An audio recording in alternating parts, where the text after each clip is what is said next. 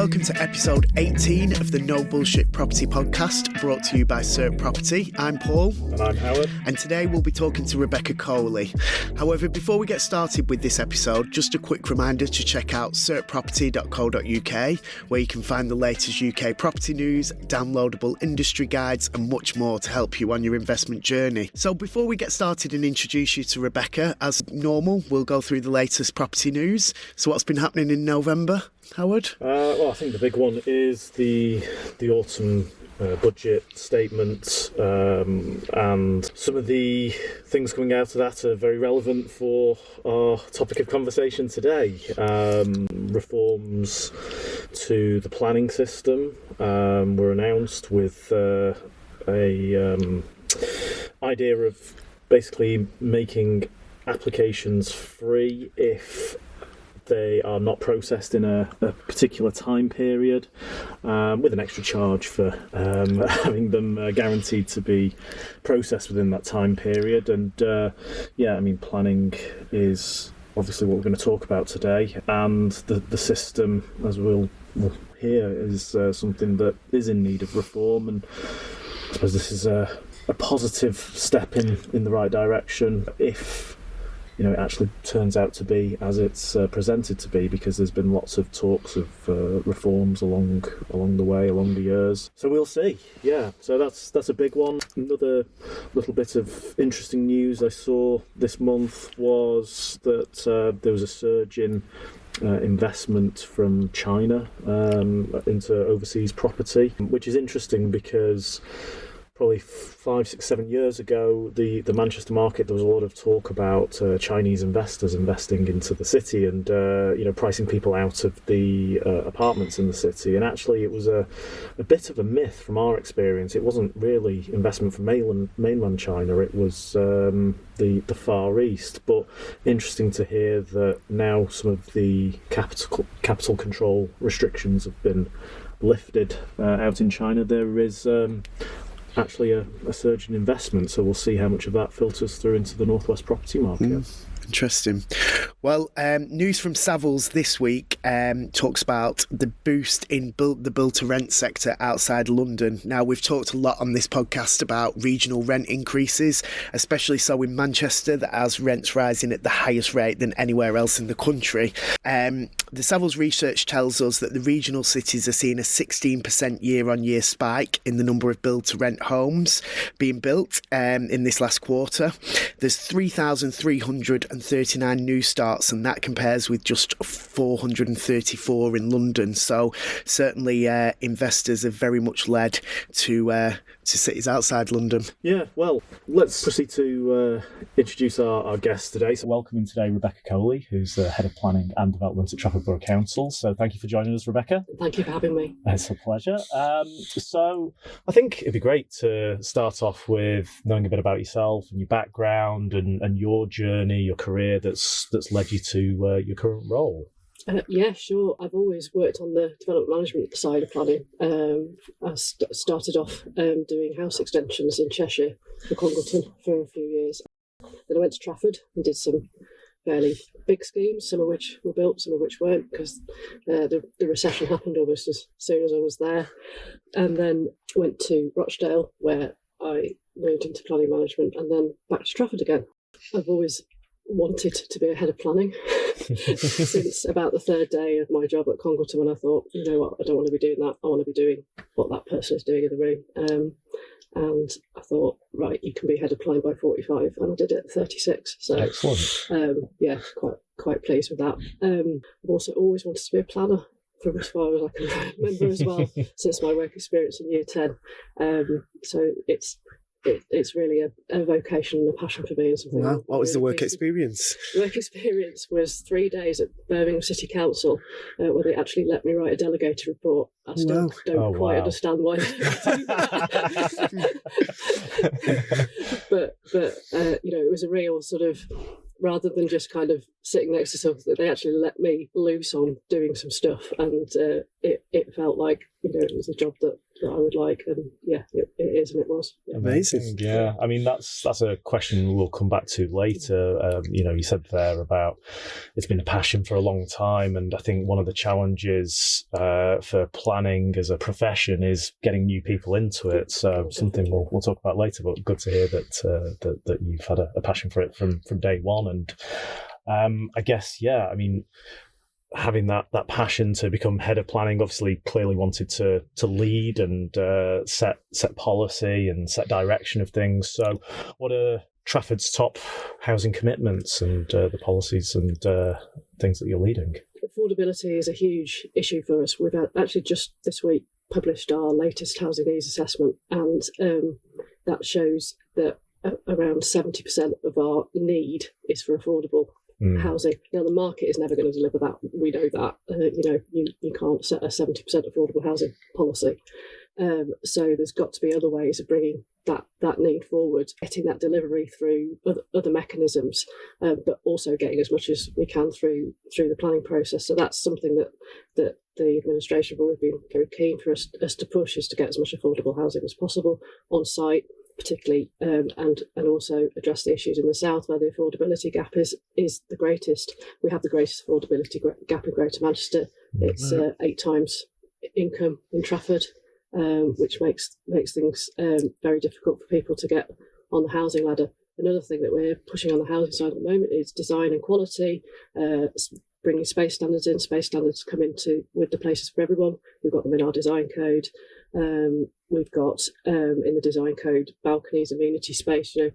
Making sure that new dwellings that come forward, particularly as Trafford is not starting, but is getting more and more larger flat accommodation, which it didn't previously have. We were previously a very suburban borough and mainly sort of 2, 3, 4 bedroom houses being built.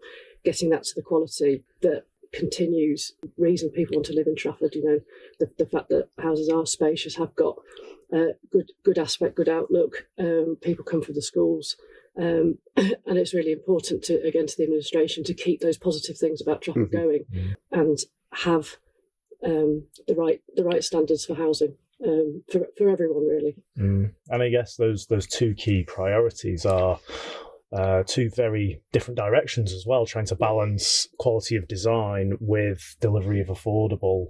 Certainly from a developer's perspective, very, very difficult things to balance. So how do you look to strike that balance? It is quite difficult, and I think it's about, if you can get some of the details right. There is a lot of things that you can do around layouts, I think, and around detailing, which aren't very expensive to do, but which, if thought about well and thought about properly, make a massive difference to external and internal environments.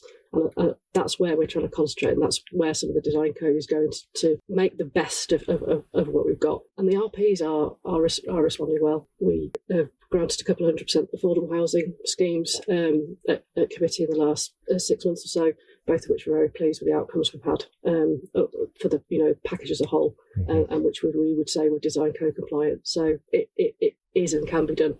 It just needs a bit of thought, really, and a bit of discussion on both sides about how is the best way to deliver what we both need. Yeah.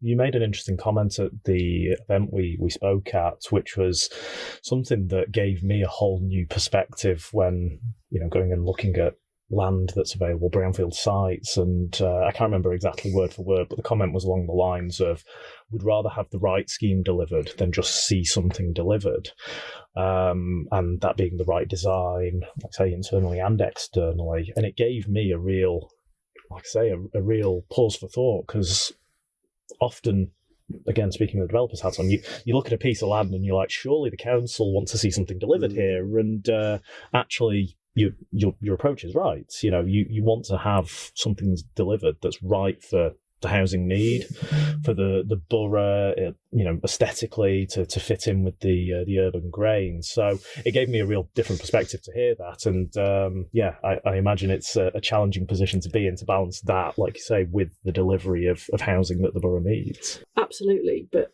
I think there are possibly some sites which come forward which would benefit from probably just not coming forward then. But you would have a much better outcome if you just waited 4 or 5 years for whatever reason that is, and actually focusing on the sites that you can and should bring forward now.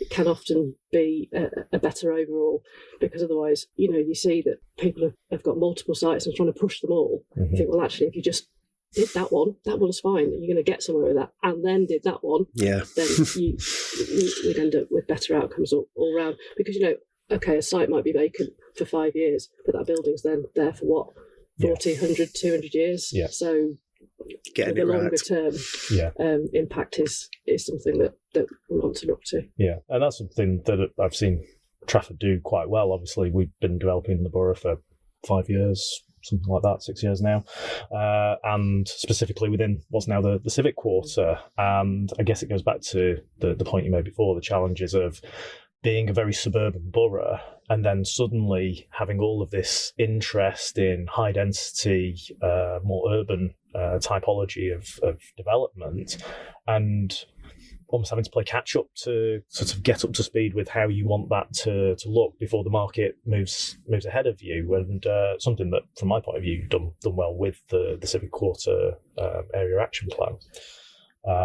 So, I mean, has that been a particular challenge for the borough to kind of go from this suburban typology to understanding more urban types of development?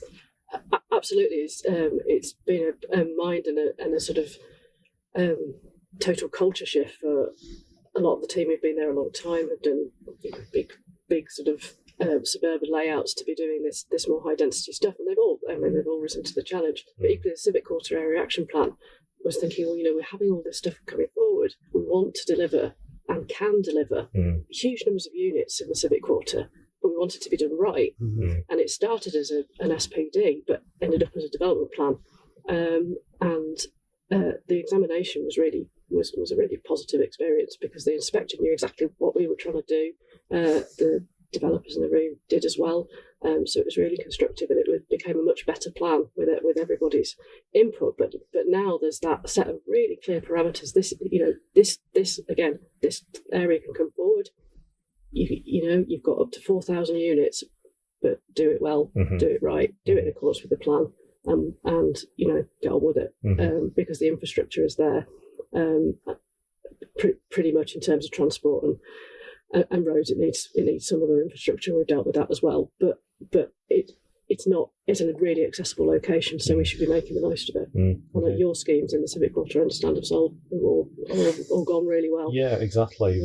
Fit a market need there, and delivered high quality design, and they've been very successful both in terms of rentals and owner occupiers. So getting something right there on both sides. Well, I think you are, because say that the office conversion you did in the white building, whose name is originally Aberton House, is probably the best PD conversion I've ever seen. Oh wow! Yeah, some of them are awful, but that and the rooftop extension, we thought you did a really good job of that. Oh, and actually, the working with us to get that rooftop extension to work felt really positive. Yeah, so. and that's the important thing, isn't it? Is addressing these things in a collaborative manner, and I think a lot of times developers are guilty of almost coming to engage with local authority planners as the enemy, and you're on opposite sides of the fence and you've got to fight, when actually it's completely the opposite. Collaboration is going to result in everything you said earlier: delivery of high quality design, delivery of something that's suiting market needs, and affordable where viable as well. Yeah. Just on the topic of getting to grips with more urban typologies. So obviously that's not a static market as well, and demands and requirements for properties change. We're looking in other boroughs at the moment, and actually got a planning application in at the moment for co-living. So, getting to grips with higher density types of development, and then sort of the evolution of those. Do you have a sort of fixed view on co-living? Is it something that obviously a lot of other local authorities have, I think, struggled to get their heads around it, or taken a bit of time to get their heads around it. And there's a bit of a mixed landscape out there of what it is to people, what it means to people, both developers and local authorities as well. So is it something you have a particular view on, or is a policy emerging, or sort of what's the position? We don't have a policy on co-living at the moment. As you say, it's a relatively new form of development. So I think we probably will have a co-living policy in our new local plan, albeit that's probably a couple of years off yet. I've got mixed views on co-living. Some co-living can be pretty awful in amenity terms. Some isn't. It meets a need, but it has to be done well, and it has to be done with the proper levels of communal amenity to be at all successful. And I have to say, yet to see one that I think I could get behind. That doesn't mean there would never be one. I have a wider issue with co-living as well, in that if the land market is so broken that you're having to do this kind of product, then isn't that something we should look at? Because what's driving this? It's affordability, but I don't think it's just materials versus sales values. I think it's the over marketisation of land and sort of everybody needing to get a return out of the same piece of land, just pushing that up, and then everything gets very tight. And I understand why that happens, but is there not? If we got back from that, I think we might be delivering better places for everyone, because the tight, and there's nothing wrong with density. I'm not saying there's anything wrong with density, but there are times when schemes could just really do with a bit more space around them, but we get back not viable. And again, that's coming back to land. So if there's, and I really don't know what the answer is, and I don't think anybody does. I think it's beyond our reach to fix some of these things. It is, but I think some of the stuff that's driving co-living is not need but necessity, and I think there are issues under the planning system. It's never going to be perfect. But maybe we should be thinking about why you're having to deliver that product rather than is it okay? Again, it's a thought-provoking point that you make, and again, one that I hadn't thought about. But I mean, there's multiple layers, and it's probably a whole other podcast episode to talk about the land market in terms of the different influences on it. But you're right to a large extent that the delivery of co-living is driven by necessity to deliver higher density to make things viable, but it's also suiting a need in terms of delivering affordability without being affordable in a particular location. So that's a conundrum if ever I said one.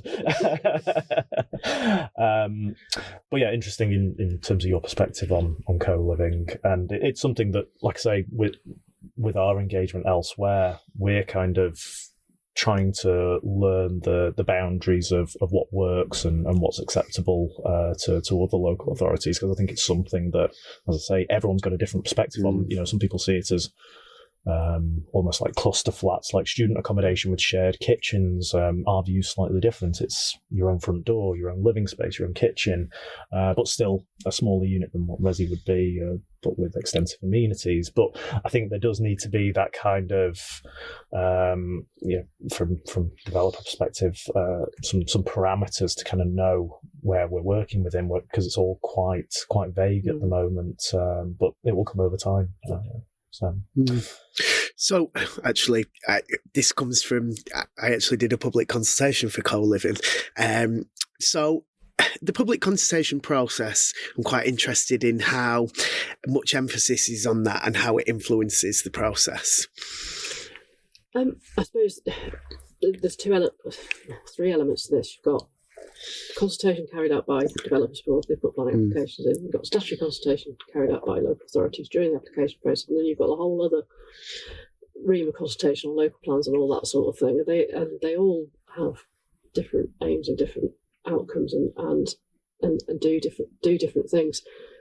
I would say for consultation, if meaningful consultation is carried out by developers before they put an application in, that really helps, particularly if they've engaged with members.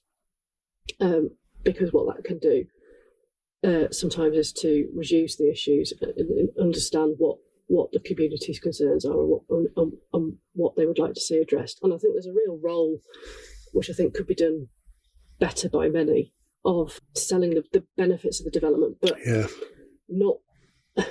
Sometimes I think the tone of that is slightly wrong. And I hear this at planning committee when people speak in favour of applications, say, well, you're going to get a load of council tax, and the residents are going, well, we're not going to get the council tax, and it's about what will they see from it, and there's a fear of change. But I've also seen it do really, really well, and I've seen schemes come to planning committee with like one objection where you expected hundreds, and that has been. And how do you measure that volume of that volume of people not wanting it to go ahead versus the decision that you made? You don't take the number. That the number is not the important thing. It's what they say. So you can have 1,000 objections and still grant a scheme. You can want it, but you can have no objections and still refuse a scheme. So it's not. It's about the content of those, and that's a really fundamental point of planning law. It's not a referendum, but the weight you give them also depends on the weight then that planning policy and particular development plan and the NPPF gives those particular issues. So you're told what weight to give things. So you can't always address objections, particularly if they're in principle objections. But if you can move to a point where you can deal with as much as possible, I think that's the important thing. But also the in the context that the planning system can't fix everything, and I think sometimes there's a perception that if there's a planning application submitted, all the existing issues in an area should be fixed by it for it to go ahead, and that's just not how it works. And delivering that message can sometimes be quite difficult. But again, schemes are made better from the input of everyone, and we do our best. In the civic quarter, there's not an existing population that will change, so those get very, very little attention because there's not that settled community or not. But again, as these areas, I think some of these areas that are densifying and becoming communities, the end developments will get far more attention and far more objection than the ones that started just because there are other people there. Yeah. And what do you think are the key challenges facing planning for a local authority? Resourcing, number one. Not enough money, not enough people to do everything we're being asked to do. Right. Particularly for me on the enforcement side, I could triple the size of my enforcement team and still not keep up. And a lot of that is sifting what is actually a planning. How many things are you looking at any one time? In terms of applications? Me or one of my case officers who generally deals with house extensions will have around 50 cases. Gosh. In a bad week, that might go up to 60 or 65, but we try and keep it down. That's at any one time. So as they go out, the next one goes in. So that will be what we call their caseload. A majors officer will have a much smaller. They will have a fewer big applications, so they might have only one if it's huge, and some condition discharge and stuff going on around it, because there's all that as well. That sort of people think, oh, well, it's 40 cases, but then there's all the previous cases where you got to discharge the conditions. There's all the pre-apps coming in, so that is just the centre of their work. There's all the stuff around it. I just deal with whatever I'm asked to deal with at any one, which again can be anything from. I try not to get involved in as much house extension stuff, but sometimes it's necessary, and I will get all the way. And then of course there's all the management side of my role and the corporate side, and sitting on the director management team for the council and looking at council policy generally and corporate priorities and all that sort of stuff is a huge chunk of my time. Do you find it difficult to sort of cascade down your views and the directions, and essentially sort of be the leader and take people in your direction, given the team is clearly so busy with so much going on? No, I don't. I very much lead by getting stuck in. And I always say to my office that I wouldn't make you do anything that I wouldn't do myself.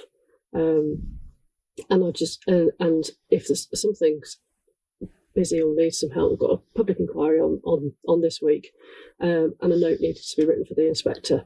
And the person who's managing the inquiry is our design witness. I mean, she's doing brilliantly. She's our design witness. She's doing all the instructions for the barrister and just supporting the case officer. And said, can you just help with this note? Yes, of course I can. So I will just pitch in as needed. But we have big team meetings and I give the direction. Everybody knows what we're all trying to do. And I do try and bring people with me. And I do think certainly my immediate management team, they get it, and they all have the same vision, and we know what it is, and we know what we're all trying to do. It's so lovely to hear your passion. I think it really comes across, and you're talking about your journey and how you've wanted to do it for so long. So that's it's really lovely to hear.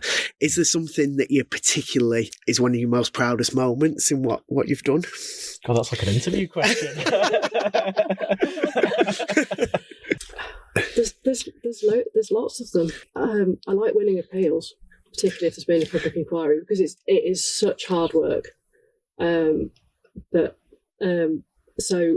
if the outcome is the one that you think is right, that's not. I don't want to say that's anything to do with the fight, but it is just you put all the work in. You've been cross-examined, you've sat for 3 weeks, you've worked every hour God sends for ages, and then the outcome is the one that is a real sense of great. That's really good. I was really proud when we adopted the Civic Quarter Area Action Plan as well. It was the first development plan I'd ever done, because I'm mainly a development management officer by background.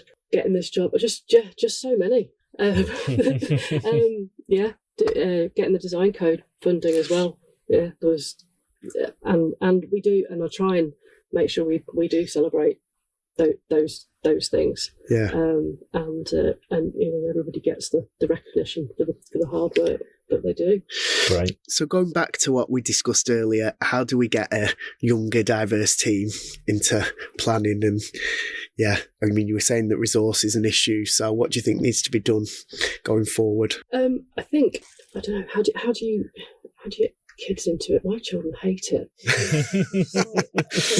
What made you go? What attracted you to doing it? Was it just that work experience? No, well, yes and no, it wasn't. I got both my parents were local authority conservation until they retired, so I had a kind of insight into what it was. So I knew I wanted to go local authority side, but actually doing planning is that's not either their background. So that was a complete step away. So I suppose I did have that insight, but not of the actual things that I'm doing now. University went into schools and stuff. I suppose it's just showing that it's an option. I suppose for local authorities, there's got to be a complete change in the narrative about local authorities generally, and the attractiveness of local authorities as places to go to work. There's been so much cutting back that it becomes increasingly difficult. And there's the RTPI did that survey saying that 25% of public sector workers left in the last 5 years, and we've not seen that so much at Trafford, but I know that's certainly been the case elsewhere. You've got to change the narrative around it, and I think you've got to change the jobs in local authorities and do more doing. And again, that's something I'm trying to do through the master planning and through the design code work, is to get us doing the interesting stuff, not just so that you do some of that and you have to do the churn, but there's enough interesting work to keep everybody interested and involved, and to feel that they're really a part of it. And I think also working in the office really helps with that as well. I don't work from home. We've got loads of flexibility to work where you want. People have to do 2 days in the office, but it's a place that I want people to want to be. Yeah. Because of the benefits. I very much believe in that as well. I think it's quite lonely at home. I think it's about being collaborative and together, and particularly the point about setting a vision and the leadership piece. It's a lot more difficult to do remotely, but if you have your team there around you, just inherently they'll pick it up from being around you and hearing your views on things. Yeah, absolutely, they do. And sort of I always say you learn to manage well by watching other people manage other people. Yeah. If you just only ever see your line manager managing you, then I don't think you get that.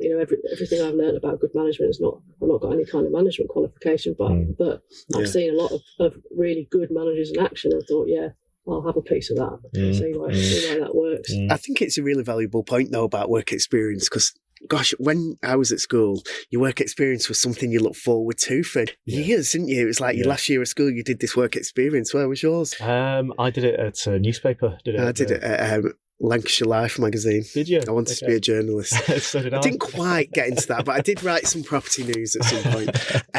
But yeah, is that same emphasis now? I don't know, and do businesses really need to get back into that and be driving people in at a younger age? And particularly local authorities, like you said. I mean, the sort of surface level of planning as a job with a sort of strapline to it is you can come and shape the future of the built environment. Yeah. And that is something that should be attractive to get young people into the profession. But there's obviously something missing in getting that message across, maybe. Yeah, we take a lot of work experience students, as many as we can. I mean, we can't facilitate every request because we'd have somebody with us every day. But we do as many as we can, and but we do then see that these people. Then you see them on LinkedIn and they've gone in the private sector. It would be lovely if so. And I think that's just the way it is at the moment. So there just needs to be that real total shift, and something about, I don't know. I wish I had the answer, because if I had the answer, I'd do it. Well, I'm sure if people, you're so passionate about it, and that passion really comes through and makes you excited about it. So indeed. Final question from me on that point is, obviously your career has been public sector. Do you feel that you've missed a perspective from not being private sector at some point? Yes and no. I feel very much that I want to work on the public sector. That's my vocation. I know obviously a lot of private sector planners. I talk to them about the issues. I try and get into as much as I can.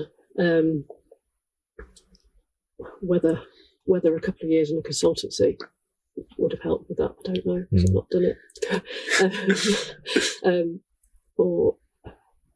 But it's never called you. Really, no, it's never really called me. No. I mean, that's what you're doing is the best way to take what you don't know, is surround yourself with people who have been there and are doing it, and just absorb as much as you can. And in property, in development, you find yourself doing that so much because there's so many moving parts to it that you just have to surround yourself with people who can impart you enough knowledge and then digest it to get that perspective. I suppose one thing that's really benefited me over the last couple of years is the council brought its estates team back in-house and has got a development team now as well, and we work really closely with them on the council's own schemes, so I've got a real insight into bringing schemes forward and the challenge of that and all that kind of thing, which I knew about, but quite interesting to actually get into some of the numbers and see what's going on and what and what they want from us. But we've got a really good relationship with them, and it works well. And so that's been a great benefit. Yeah, great. Okay, well, we could go on for hours about planning because there's so many layers to it to unpick, and we had the same thing in our first planning podcast. But thank you for your time today. Yeah. It's been insightful, some thought-provoking comments, and great to see the passion as well. It's something that is inspiring to hear your journey and the passion that you have about what you do and shaping the built environment. So thank you. Great to meet you. Thank you. So that's all for today. If you like today's episode, please follow us on Instagram. Our handle is @cert_property. Send us a DM, let us know what you think about today's episode and what you'd like us to discuss in the future. And just a reminder to check out certproperty.co.uk, where you'll find investment guides and all the latest news. Thanks for listening.